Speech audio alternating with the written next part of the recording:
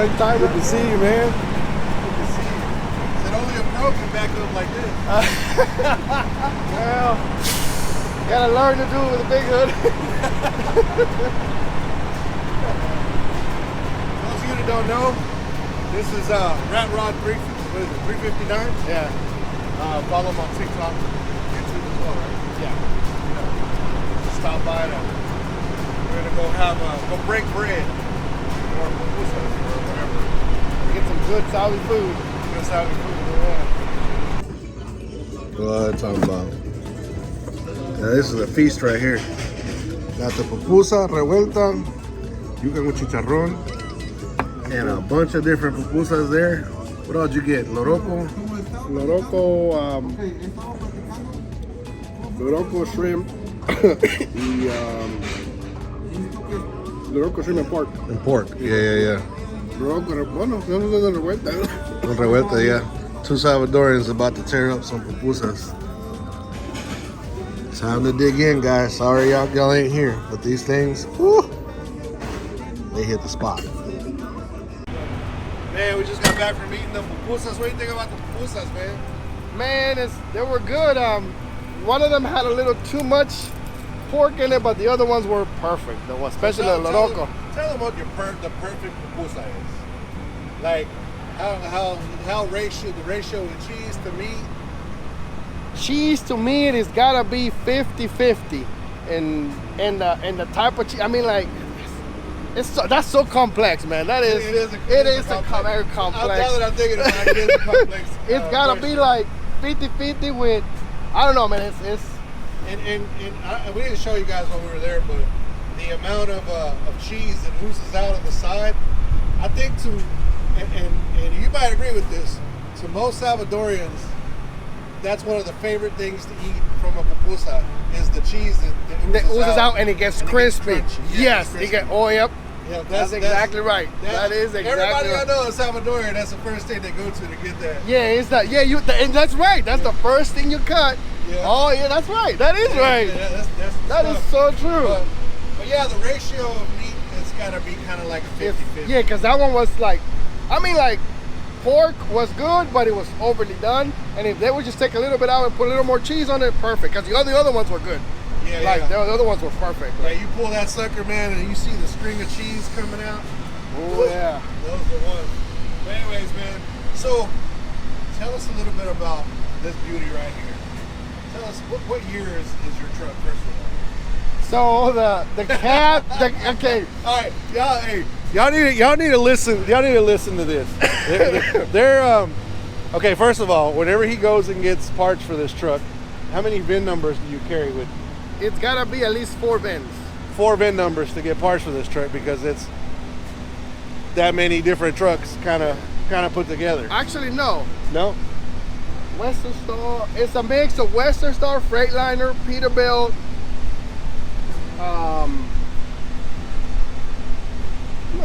Western Star, Peterbilt, Freightliner, and no, it's only 4. Yeah, it's only 4. So it's a mixture of those 4 trucks. Yeah, well, but it's the main 4, but it's like 2 different vans for Freightliner, 2 different vans for Peterbilt, and but it's like it has to be that way. This guy's going. You're not gonna. Let me tell you one thing. You're not gonna steal this truck. We're not gonna show you because we're not gonna show you how to steal it. But let me just put it in perspective. To be able to get this truck going down the road, you have to move quite a few things. Quite a few levers, yeah. Yeah, levers to get it going down the road. So this man is probably the only one that knows how to get this truck out of this spot, first of all. And then the second thing is that he's probably touched every nut and bolt in this truck, mainly, right? Yep. You've done right. From engine. How many engines have you put in this thing?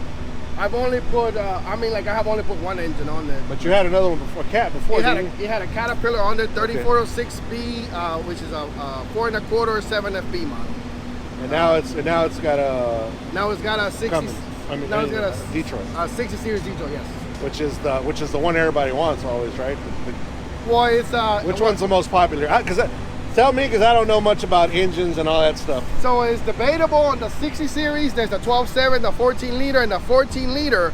The HK is pre-emissions 14 liter, which as everybody wants, and it's because they're capable. They're capable of more horsepower from the factory. They don't have none of the emissions EGR, none of that. So the HK, you could set it from factory to 667 horsepower, or so I'm told. Like, or so what I found out, which is the HK model is a 14 liter. Yeah. Oh, okay, nice. But the year of this truck is what The year of the truck is titled as a 86. It's an 86. Now, one thing that he just told me that I had no idea, and you don't really think about it if you don't know, that this whole truck is all metal. Nowadays, the trucks that you see, like hot chocolate, my truck is mostly fiberglass. For a lot of it is. I think the doors are not, and some parts of the fenders, and there's certain things that are not, but this truck right here is 100% sheet metal. Or aluminum? Is it stainless steel? It's aluminum. It's aluminum. It's aluminum. Yeah. So if you can hear him tapping on it, you can hear that's, and you can see. And you can see too. You can see the metal right there. You see the metal. And the whole thing. That's why you see the rivets, because everything is riveted together. Well, everything is riveted together. Even the inside, the cross members inside. I mean, that's why it's so riveted to give it its strength. Yeah. Oh, okay. And then the hood, he was saying that the hood is also, and you can tell of these older model Pete's because of this cut, right, and the way that the filter's set up. On yes. This. Yes, that's how you can tell a 359. And well, one of the things is you can tell 359 is because the air intake comes out kind of like a KW, but you know it's better. No dirt towards the KW. The 379 actually comes in here and goes inside the cab. This one actually takes it away from inside the cab and it goes out, and it got the elbows inside instead of coming in through there. Nice. And then this. Oh yeah, well the 359 is all metal hood. Like everything on it is all metal. Oh, yeah, you can. Oh yeah, if y'all can't hear that, I don't know what to tell you. Yeah, it's all. That's why you see all the. That's why you see all the rivets everywhere. Yeah. It's because that is. And mine definitely does not sound like that. Wow, man, I've always since the day. So I met him at the Louisville Truck Show about 2 years ago.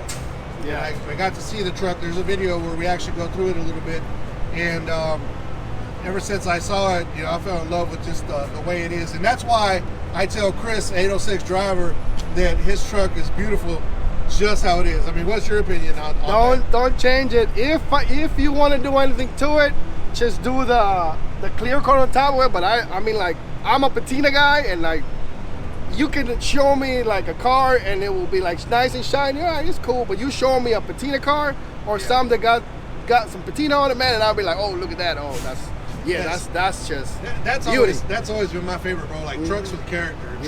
This cannot be duplicated. How you have this truck, how this truck is right now, cannot be duplicated by going to the dealership and just ordering a truck. Like most new trucks that are out there now, they're just like any other truck. There's nothing special as far as like, unless you special order.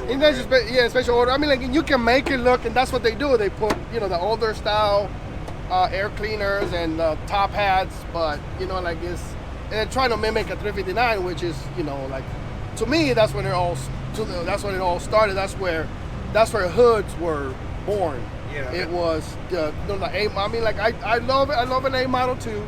So the 359 A model, like that's where it started for me, and it's like, that's my humble opinion. And you literally pulled this truck out of the field. My buddy pulled it out of the field. It had been parked for 12 years, and I know that because the IFTA sticker that was sitting on there, it was from 2004. We pulled it out of a field in 2016, I want to say, July 5th of 2015, I want to say, but it had been parked for 12 years. The gentleman who had it before me, he also used to work for Landstar. He got sick. He had to sell it to his friend. His friend bought it from him so he could, pay the medical bills. And then that's how I came about. I saw it on the Landstar board, and I called them up. I had already lost hope that I was going to get the truck because it had been like a couple weeks since I messaged him and called them, and like just one day out of the blue, he called me, and I literally still have the text messages where he sends me the picture, and he knew how to get me, because he sent me the picture that it was showing it was a big hood. He showed me that he had a Corvette dash, and he told me that he had a Caterpillar, and I was like, okay, you got me. So then after that, it was just, went over there and got it, and spent, all that time on the in the back of his old house, because it was real difficult to get it out.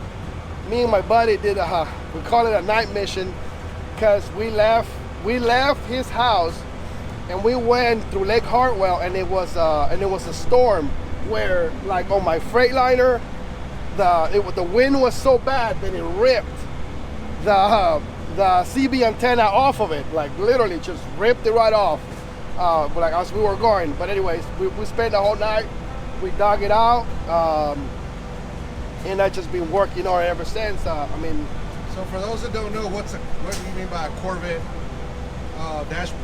Corvette dash was introduced on the Peterbilt. So it kind of mimics the. It kind of mimics the. It's gonna be a mess. It's a work truck, so that is what a Corvette dash is. Oh dang. So it's got the line like a Corvette. Yeah. It mimics a Corvette dash, which I don't know. Peterbilt got sued or whatever, but then they dropped the lawsuit, but they couldn't put it in trucks anymore.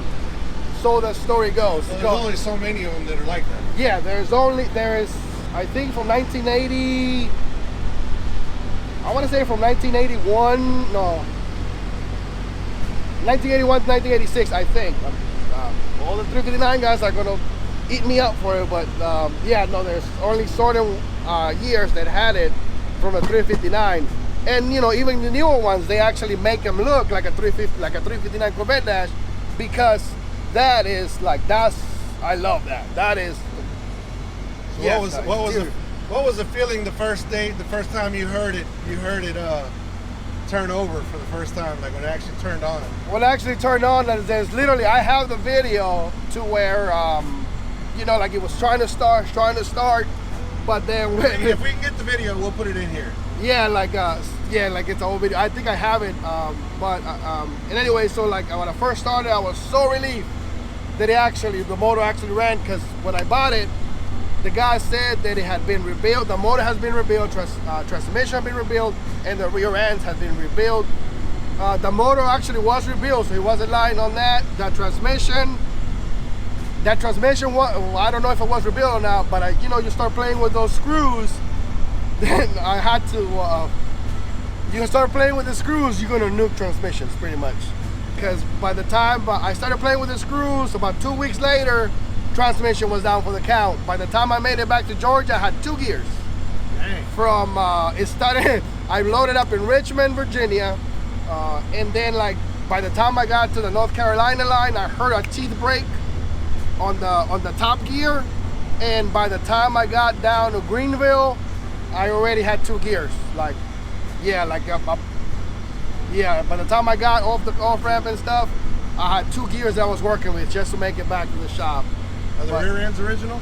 The rear ends are, no. So those,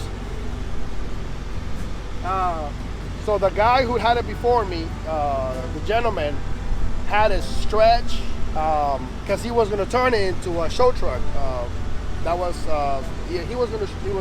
He was turning it into a show truck when he got sick. So he had the rear end cut off, put a 99 2000 rear cut off on it, and then put a low air leaf on it. He extended it to 283 wheelbase, which is what it sits right now, and it's got low air leaves, 355. So all the guys know 4 1/4, 15 against the dash, and 355s. The ones who know what I'm talking about. Triple digit truck. And that's what it used to be like. And this was originally a cattle truck. When it was bought new, it was a cattle truck. That's why it's a flat top. That's what. Most cattle trucks are flat tops, aren't they?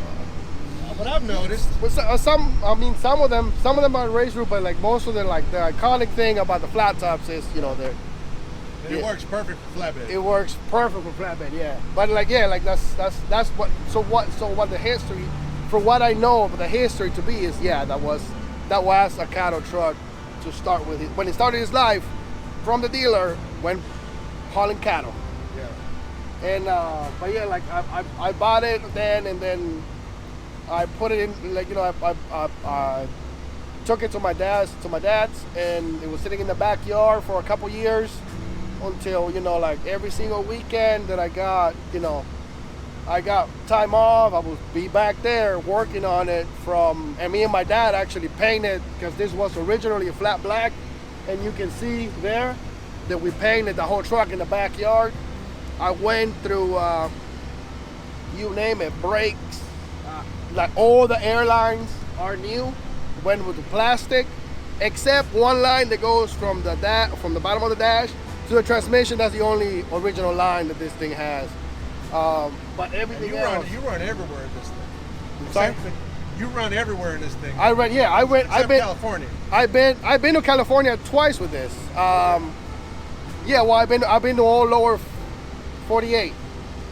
All lower 48 in it. Yes, I have twice, just about everywhere, and I put about good 400,000 miles already in it.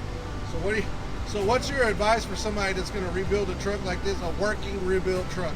Like, what are the things that you need to carry with you? Like, what are things that you normally tools important?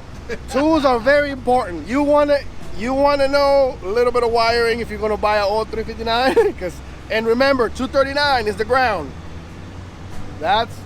But anyways, it's if you want to actually you mean like want to take on a project, or like just run it over the road? Once you have it running and you're ready to hit the road, like, you know, once you're on the road, like, once you're on the road, gotta have tools. Gotta have tools. Gotta have a little bit of. You can't be a screwdriver truck driver. No, you're. You're looking for a hurting if you just got a screwdriver. Oh, you got a screwdriver? Yeah. You definitely need to carry your truck. You're gonna get to learn your truck. You know your truck. Everybody who drives out there know their truck. They know their kinks. They know you know, you get to know your truck. I have gotten to know everything about it.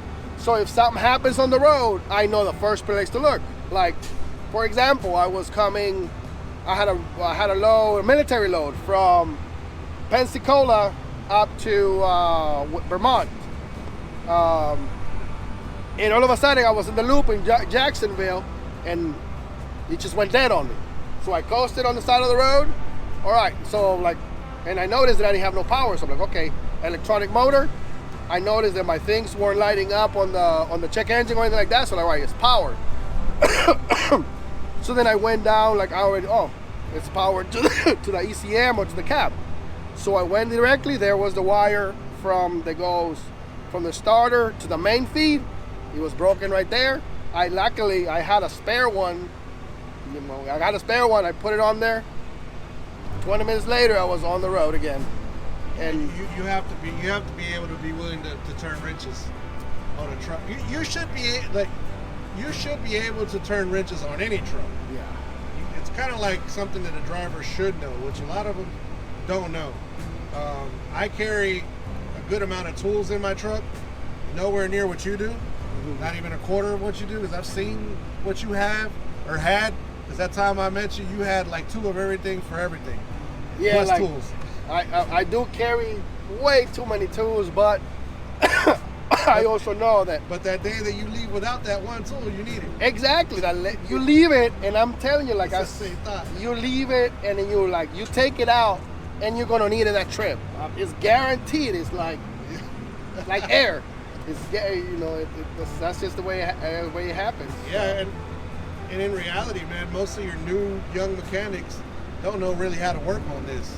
They mostly know the computer stuff from the newer trucks. Not all, but a lot of newer mechanics, younger mechanics. Not that we're knocking on them.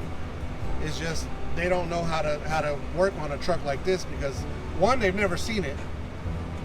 You know, two, they've never worked on it, and three, they weren't taught to fix anything like this. They were taught to diagnose everything basically on a computer. That's right. Because even when I went and got the lift hangers for the lift hangers, the guy in Miami is going to argue me that it's not a 3.5-inch leaf in the front. And I told him, dude, it's 3.5. I know my truck. He went out there with his little measuring tape.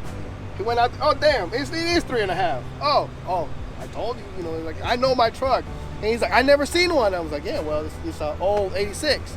So, you know, he thought it was a 379, which is a 4-inch leaf, you know, but yeah, I mean, like, it's awesome in a way, but it's also a lot of work. You gotta love it.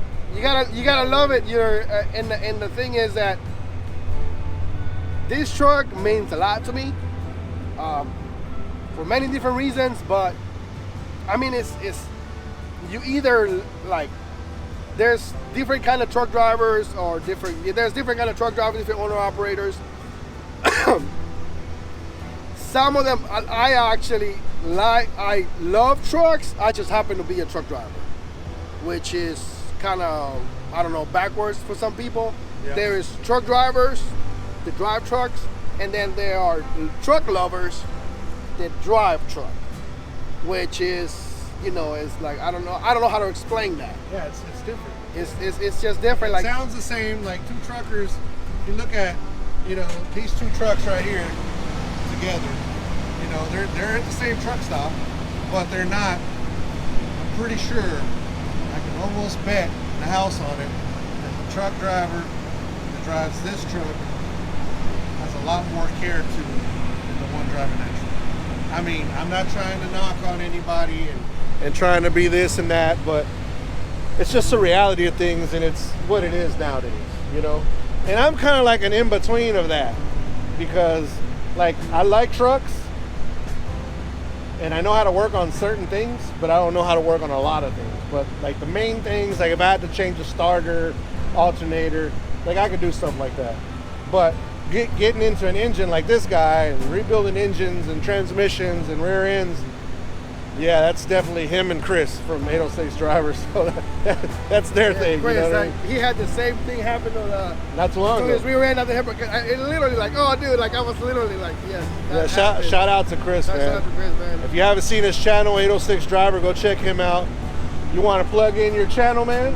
Well, the channel is Ratrod 359, which is just, you know, it's a Ratrod and it's a 359. So. And that's on YouTube? That's on YouTube, on Instagram, and on TikTok, which I haven't posted that much on YouTube, that much anymore. But like, I check every now and again. But on, yeah. If they want to see the video of you getting this thing out of the fields and stuff like that, it's on your YouTube. It's channel. on YouTube. Yeah, the whole. So go check that video out, guys. On where what you're seeing is right now is a working truck at a truck stop, and then go check out how it was whenever he pulled it out of that field. I've seen that video. So instead of showing anything here on there, go over there and look at him, show him some love. And man, I really do appreciate you stopping, man. Yeah. I appreciate you taking the time out of your day to stop and have a meal.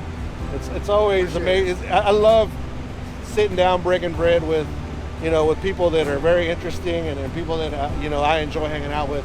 This guy's one of them. So go check out his channel, guys.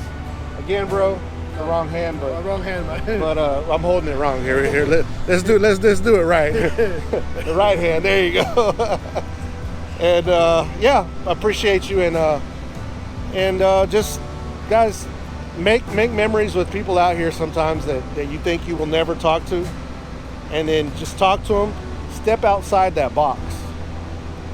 You got to get outside the box every once in a while, and then you'll meet people like this guy right here. So yeah, guys, hopefully you guys enjoyed this video. Go check him out, show him some love. Go check out 806 Driver, show him some love. Amazing guys. But with that, we'll see you guys on the next video. And don't forget, guys, what I always tell you, don't forget to be kind to one another. Help anybody needs help. Anybody contemplating suicide, 1-800-273-8255. Military men and women, thank you so much for your service. And all the truckers out there, thank y'all for y'all service too. See y'all in the next video. Peace. We're out of here.